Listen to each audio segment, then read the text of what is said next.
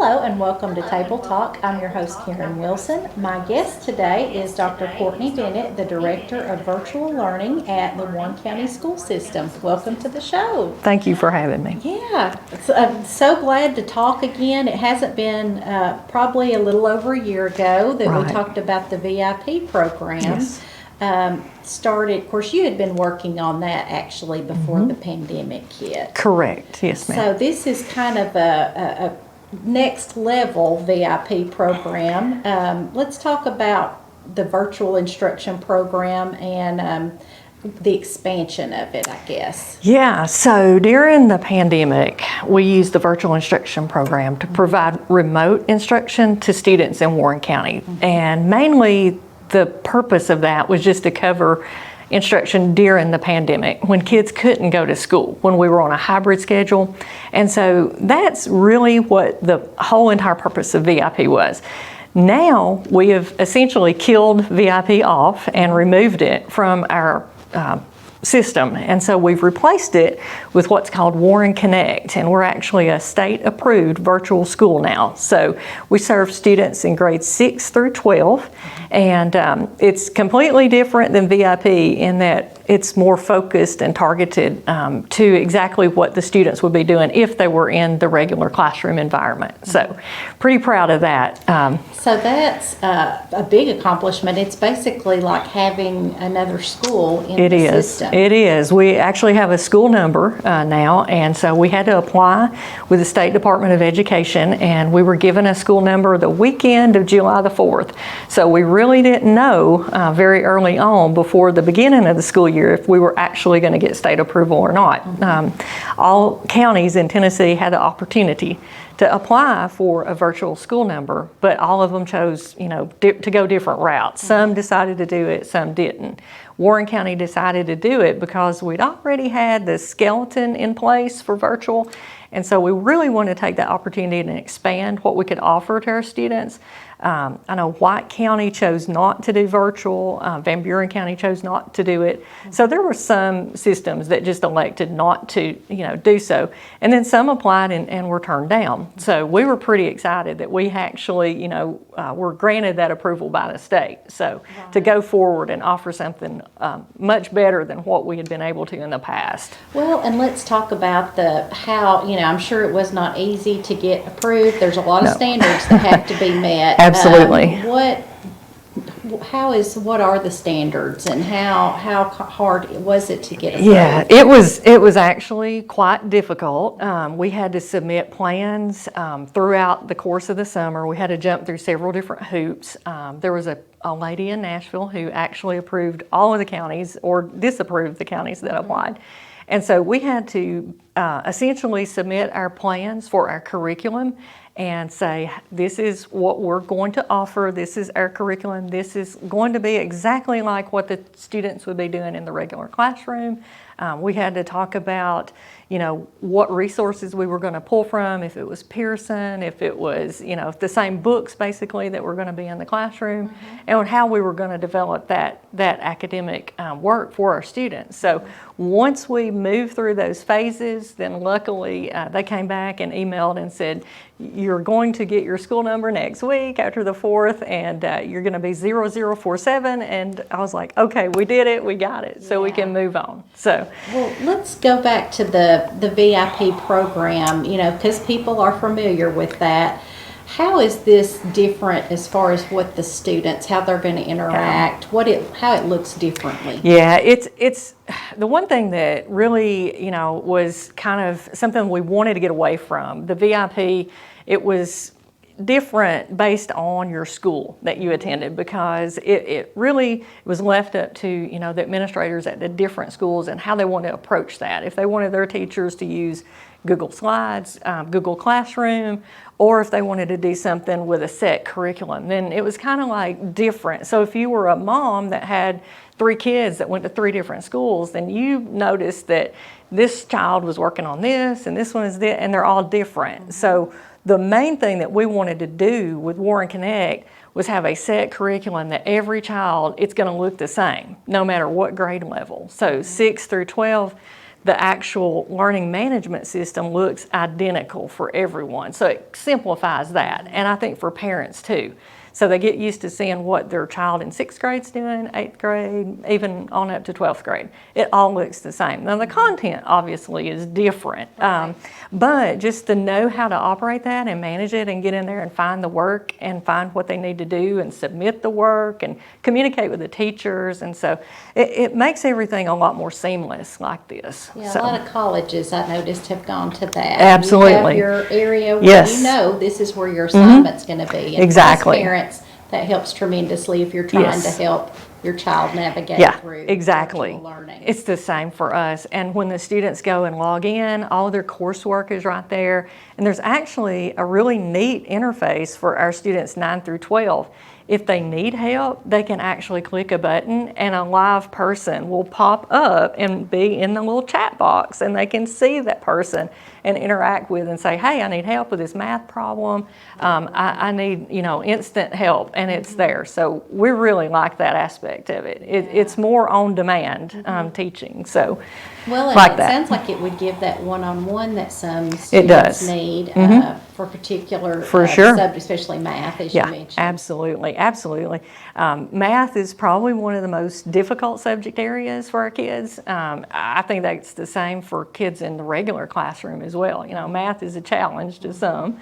And so what we're able to do, though, through our opportunity that we have right now is if you're really great at math and that's your area, then we can let you go on and work ahead and have some more difficult content that will challenge you more and get you ready for your higher level math classes. So it's pretty neat in that kids aren't just locked into the same curriculum that they would at the same pace if they were in the regular classroom. So they can accelerate and move forward if they're a higher level student. So it's one thing we really like about it as well. That's great because you don't want those that are very Right. talented at those things to get kind of held back. Exactly. They can Exactly. It's customizable. Exactly. A big part of what we think of for schools and teachers play such a big role. What are the teachers like with this Warren Connect program? Yeah, right now, that's a great question. Right now in 6-8, we have one elementary virtual coordinator, and that's Miss Jennifer Ritchie.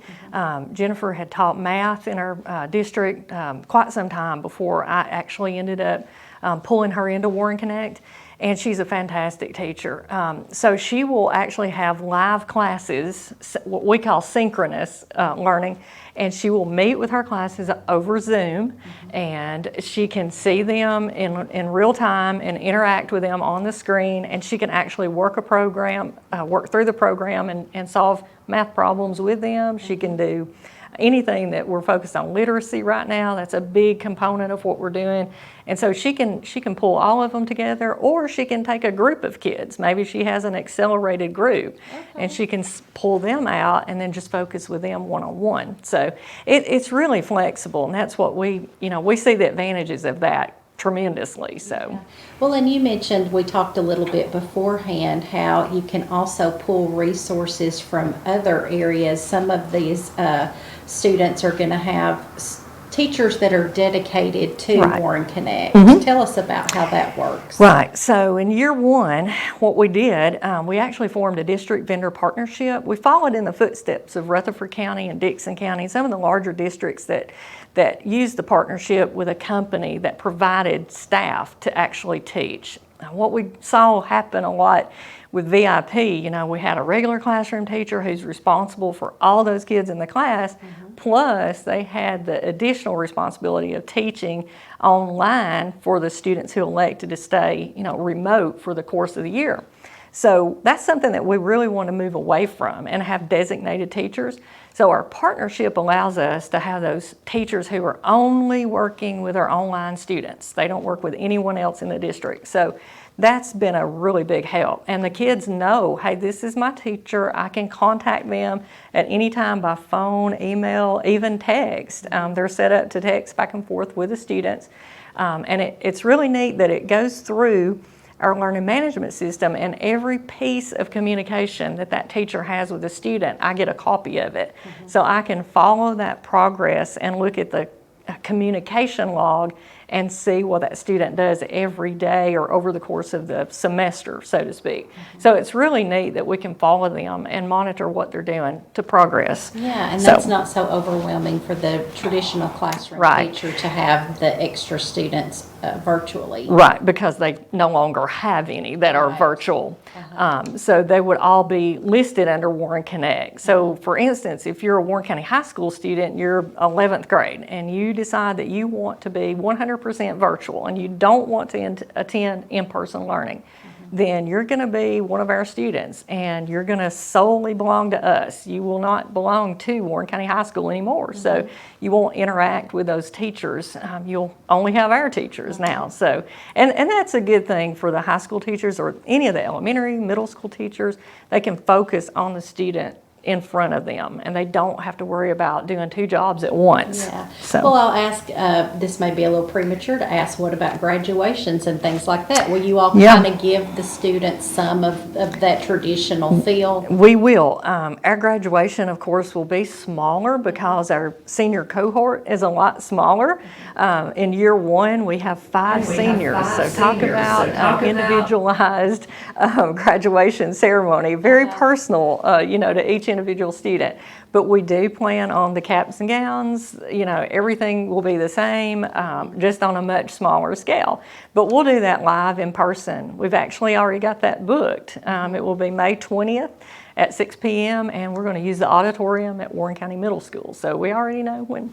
Virtual learning isn't going to go away, I don't think. Let's talk about how it's going to change the landscape of education. Yeah, I think that it's the flexibility of what a school district can choose to do with it is the most important thing. Initially when people think about virtual, they picture a kid at home sitting on the couch, probably wearing their pajamas with a laptop, just doing their work. It's not so much like that any longer. One of the things that we chose to focus on is how we can use virtual to get our kids more what we call early post-secondary exposure. And that's where we actually have some students right now who are going to begin at TCAT in January. And so while they're working at home online, they're still going to be able to enroll at TCAT and go there in person and work on an industry certification. So they'll actually be more job ready earlier on. And so that's something that the State Department really wants school districts to look at, is how that you can serve kids and get them that exposure so they're career and college ready. The sooner the better. And so we've elected to use Warren Connect to focus on that. So we have a partnership with Montlow where our kids can actually take dual enrollment, and then we have the AP Access for All opportunity for our kids where they can get free college credit. So I have some right now who are working on that, and they're able to take, AP Biology, AP Calculus. They can do all of that in their senior year and actually, have that college credit ready to go. Yeah. So, and that's a great, I've got 2 kids in college right now, and it's nice to check that box off whenever you're looking for classes. For sure. We got that behind us. For We've sure. already got that accomplished and stuff. Do you think that, more and more schools are going to, because we talked a little bit about, or you and I had discussed a little bit about virtual schools kind of can be opened up to even students outside of your territory. Right, and that can be, a good thing as far as, you're kind of exposed to a bigger world. One thing that we're seeing is certain districts in Tennessee are looking at opening up their border, so to speak. So if you are a resident outside of, let's say, for instance, let's just use ourselves as an example. If you live in White County and, maybe you would like to do something virtually, but, they don't offer it, then, technically, that availability would be there according to, the State Department. But right now we have chosen not to do that, to only focus on students in Warren County. Now there are some districts across the state though who are opening their borders and taking students from surrounding counties. And that's good for the county that does that. But it's bad for the county that you're pulling those kids out of their district, because in turn you're taking their BEP funding, with them. So it's a kind of a double-edged sword, and right now one of the things that our director wanted to not do is essentially make a situation worse for, say, White County or Van Buren County. If we pulled a lot of their kids, we're going to in turn hurt them financially. So that's something that he really didn't want to do. And I really didn't either, but I almost see in the future that virtual will become competitive across the state. And I feel like that the way that it will end up going is more along the lines of a charter school, from what I'm hearing. So if that happens, then, at some point down the road, I could almost see us competing with other virtual schools, because if, for instance, Putnam County wants to offer something that we chose not to offer our students,